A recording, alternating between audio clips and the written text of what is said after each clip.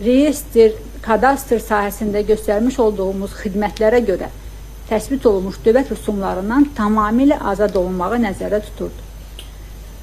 Fürsətdən istifadə edib bir daha hansı qrup vətəndaşlar bu hüquqlardan istifadə edə bilər, onu bir daha sizin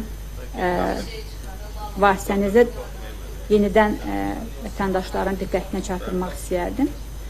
Bu, birinci növbədə Azərbaycan Respublikasının ərazi bütövlüyü, konstitusiyon əsasları və müstəqillik uğrunda mübarizə aparmış və bunun nəticəsində əlilliyi təsbit olunmuş şəxslərdir.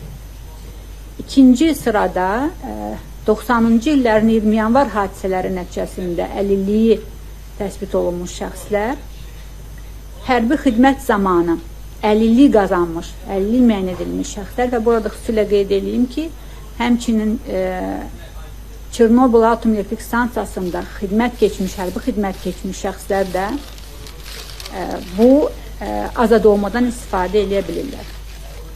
Və sözsüz ki, vacib qruplardan biri şəhid ailəsi statusu almış vətəndaşlarımızdır. Onlar dövlət rüsumu ödəməkdən bizim göstərmiş olduğumuz, yəni reyestr və kadastr xidməti sahəsində göstərmiş olduğumuz bütün xidmətlərdə dövlət rüsumundan azaddılar.